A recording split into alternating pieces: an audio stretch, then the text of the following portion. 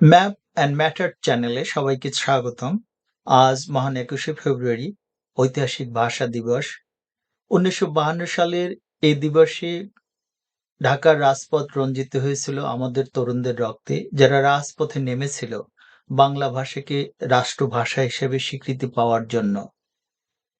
তাদের সে আন্দোলন আমাদের একটা জাতীয়তা বোধ দিয়েছে এবং সে জাতীয়তা বোধের ভিত্তিতেই আমাদের স্বাধীনতা সংগ্রাম এগিয়ে যায় এবং ১৯৭১ সালে বাংলাদেশ স্বাধীনতা লাভ করে। আজকের এই দিবসে আমি শ্রদ্ধাভরে সেই ভাষা শহীদদের স্মরণ করছি। আজকে এই ভিডিও করতে বসার আগে আমার মনে হয়েছিল আমি ডক্টর ইউনূসের গত ১.৫ বছরে বাংলাদেশের শাসনকালে যে ক্ষতি হয়েছে তার একটা ক্ষতির বয়ান তৈরি করব। কিন্তু ভিডিও করতে বসে মনে হলো আজকের এই দিনে ওরকম একটা ভিডিও মানে আমাদের সেই ভাষা শহীদদের অপমান করা। সুতরাং আমার মনে হলো যে আমি কেন ৩টি প্রশ্নের কথা বলব না, যে ৩টি প্রশ্ন জাতিগতভাবে বাংলাদেশীদের, বাংলাদেশের মানুষের ডক্টর ইউনূসের কাছ থেকে অনেক আগেই প্রাপ্তি ছিল। কিন্তু তিনি এ ৩টি প্রশ্নের কখনোই কোনো উত্তর দেননি। আমি আমার জানা মতে সে প্রশ্ন ৩টির উত্তর কখনোই তার মুখ থেকে শুনিনি। প্রশ্ন ৩টি কি? আপনারা জিজ্ঞেস করতে পারেন। তো সে প্রশ্ন ৩টি তুলে ধরার আগে আপনাদের একটু বলি যে আমরা যখন ক্লাস 9 এ এবং 10 এ পড়ি তখন আমাদের পাঠ্যপুস্তকে একটি গল্প ছিল। গল্পটির নাম 'থ্রি কোয়েশ্চেনস'। রাশিয়ার কালজয়ী ঔপন্যাসিক লেভ তলস্তয় বা লিও টলস্টয়ের সে গল্পটি ছিল এবং তা আমরা পড়েছি এবং আজকে অবধি সে গল্পের সারমর্ম আমরা মনে ধরে রেখেছি। অ্যাগেইন আপনারা বলতে পারেন প্রশ্ন ৩টি কি? আমি সে প্রশ্ন ৩টি তুলে ধরার আগে কিছু ব্যাকগ্রাউন্ড আ তৈরি করে নেব। ব্যাকগ্রাউন্ডটা এভাবে বলছি কারণ তাতে হয়তো আমার আত্মপক্ষ সমর্থন করতে পারবো যে আমি কোনোভাবেই কোনো ব্যক্তি আক্রোশ থেকে এ ভিডিও তৈরি করছি না। ১৯৮৯ সালে আমি দিল্লি স্কুল অফ ইকোনমিক্স এ ভর্তি হই। তারপর ১৯৯৭ সালে আমি সেখান থেকে বেরিয়ে আসি। এই যে প্রায় ৮ বছর সময় আমি দিল্লি স্কুলে পড়েছি, এর মধ্যে আমি আমার মাস্টার্স, এমফিল এবং পিএইচডি কমপ্লিট করি।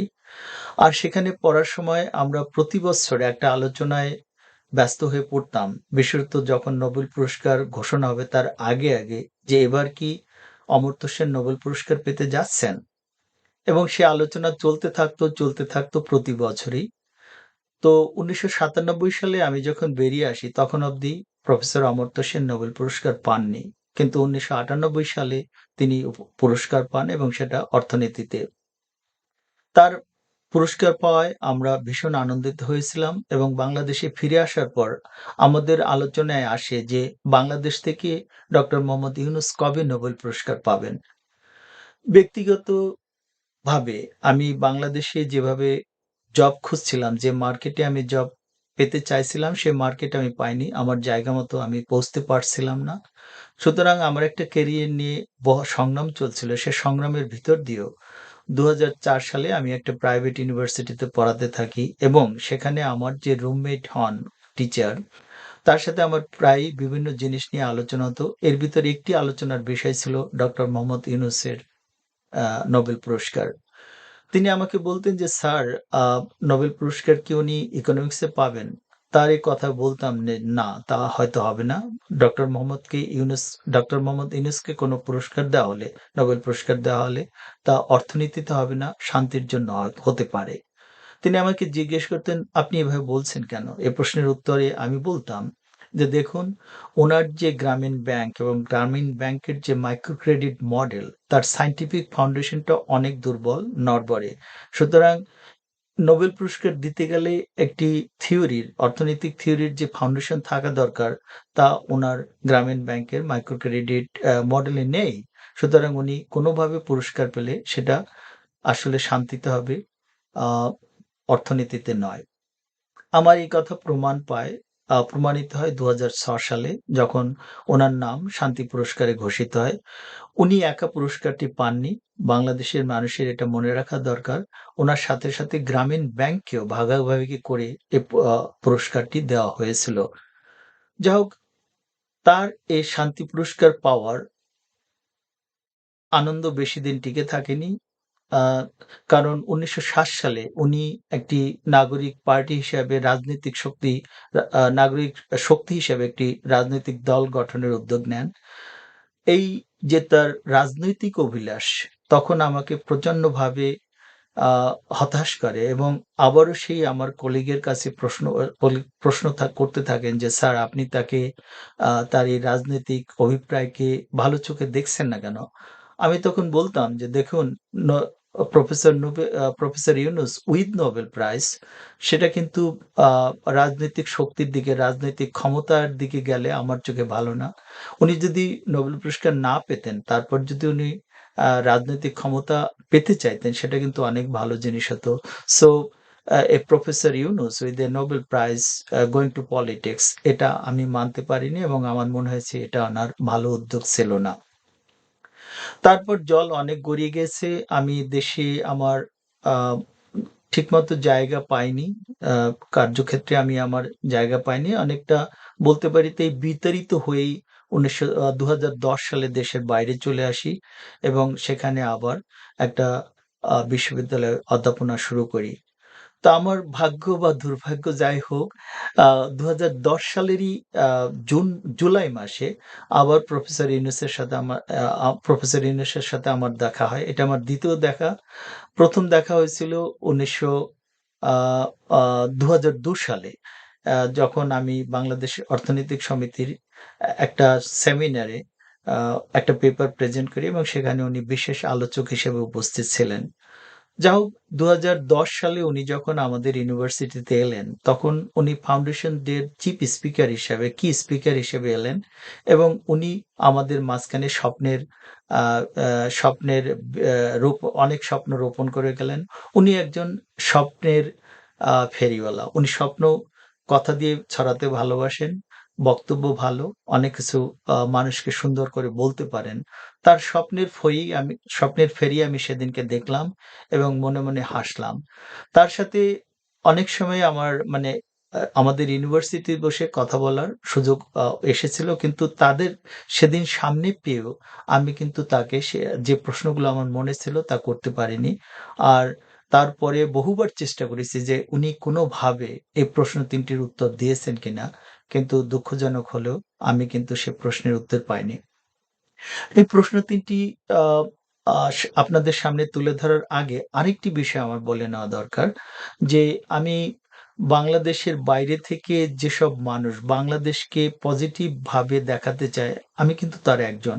আমার এ যাবৎ যে ৩ টি বই প্রকাশিত হয়েছে তার একটি পুরোপুরি বাংলাদেশকে ডেডিকেটেড করে এবং সে বইয়ের ভিত্তিতে আমাকে বাইরে থেকে, অস্ট্রেলিয়া থেকে, আমেরিকা থেকে বলেছে যে আপনার বইটি এত কম্প্রিহেন্সিভ আর কোন বই কিন্তু বাংলাদেশকে এত কম্প্রিহেন্সিভলি তুলে ধরেনি। যাই হোক আ তারপর আ সময় গড়িয়ে গেছে এবং ১৯০০ ২০২৪ সালে বাংলাদেশে ব্যাপকভাবে একটা ক্ষমতার পরিবর্তন হয়েছে এবং ক্ষমতার পর যে আ ক্ষমতা নিলেন অগাস্টের ৮ তারিখে তিনি প্রফেসর মোহাম্মদ ইউনুস।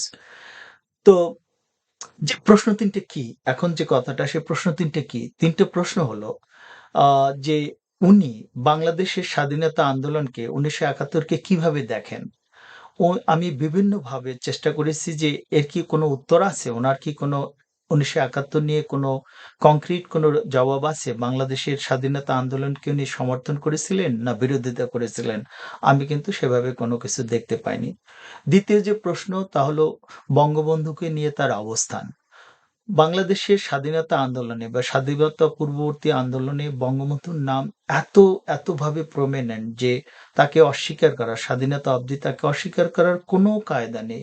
সে শুরু হোক ১৯৫৫ সালে আ আওয়ামী মুসলিম লীগ থেকে আওয়ামী লীগ তৈরি, তারপর ৬৬ তে সে পার্টির প্রধান হওয়া, ঐতিহাসিক ৬ দফা দেওয়া এবং ১৯৭০ সালে যে নির্বাচন হয়েছে, সেই নির্বাচনে তার নিরঙ্কুশ সংখ্যাগরিষ্ঠতা পাওয়া, তারপর স্বাধীনতার আন্দোলন। এই যে মুজিব, এই মুজিবকে নিয়ে সেই যুগের যারা জীবিত বা যুবক ছিলেন তাদের একটা ওপিনিয়ন থাকবে না তা কিন্তু হতেই পারে না। আমি কখনো বঙ্গবন্ধু সম্পর্কে ডক্টর ইউনূসের কোনো মন্তব্য আমার চোখে পড়েনি। হতে পারত সেটা নেগেটিভ কিন্তু বা পজিটিভ কিন্তু উনি এ ব্যাপারে কোনো কথা বলেননি। ৩য় যে প্রশ্নটি সেটা হলো বাংলাদেশের নারীর ক্ষমতা নিয়ে উনার অবস্থান। যে স্বপ্নের যে ফেরি করেন ইউনূস, সেই স্বপ্ন ফেরির ১ম যে ধাপটা তিনি তৈরি করেছেন সেটা কিন্তু বাংলাদেশের মহিলাদের ক্ষমতায়নের ভিত্তিতে উনার যে গ্রামীণ ব্যাংকের যে মডেল এবং তাতে ৯০% মহিলাদের যে অংশগ্রহণ সেটাই কিন্তু উনাকে বিশ্ব দরবারে পরিচিতি এনে দেয়। কিন্তু ২০০৭ সালে যখন ২০০৭ বা তার পরবর্তী সময়ে বাংলাদেশের মৌলবাদী শক্তি, বিশেষত এনজিও এবং নারীদের বিরুদ্ধে যে আন্দোলন গড়ে তোলে, তার সময় আমি বাংলাদেশে ছিলাম। সে আন্দোলনও আমি দেখেছি। কিন্তু সেই আন্দোলনের বিপরীতে গিয়ে আমি ডক্টর মোহাম্মদ ইউনূসকে কখনো কোনো কথা বলতে শুনিনি। উনার ভাবনাটা কি ছিল? নারীর ক্ষমতায়নের চিন্তা কি ছিল? এই সমস্ত প্রশ্নগুলো আমাদের মনে আসতো। কিন্তু কখনোই উনি এর পরিষ্কার কোনো জবাব দেননি। হয়তো তার এই জবাব দেওয়ার আর দরকারও নেই। কারণ ২০২৪ সালের ৫ই অগাস্ট বা ৮ই অগাস্ট উনি ক্ষমতা নেওয়ার পর, তারপর ১.৫ বছরে যে ঘটনাগুলো ঘটে গেছে, সে ঘটনাগুলোই আমাদেরকে এই ৩টি প্রশ্নে উনার অবস্থান কি হতে পারতেন, তার জবাব পাওয়া গেছে। উনি বাংলাদেশের স্বাধীনতা হয়তো পছন্দ করেননি, চানওনি। বঙ্গবন্ধু থেকে উনি সহ্য করতে পারেননি। সেজন্য ৩২ এর যে ভাঙচুর তার আমলেই হয়েছে এবং বাংলাদেশে মৌলবাদী শক্তির উত্থানে তার আমলে যে আ আ ব্যাপকতা পেয়েছে তা কিন্তু আমরা প্রকৃতভাবে দেখতে পাই এবং এই প্রশ্নগুলোর জবাব খুঁজে পাই। তো আ ইচ্ছা ছিল এই ভিডিওতে আমি ওনার আ বাংলাদেশে করা ক্ষতি যে করে গেছেন উনি, সেই ক্ষতির একটা খতিয়ান তৈরি করব। আপনারা এই ব্যাপারে যে ক্ষতিগুলো আপনাদের মনে হয় উনি করে গেছেন গত ১.৫ বছরে, তা যদি কমেন্ট সেকশনে তুলে ধরেন, তাহলে আমি একটা তুলে ধরে তার ভিত্তিতে আগামী ভিডিওটা করতে পারি। সুতরাং আমি আশা করব আপনারা সেভাবে কিছু কমেন্ট করবেন, যেগুলো কনস্ট্রাকটিভ হবে। এই ভিডিও শোনার জন্য আপনাদের সবাইকে ধন্যবাদ।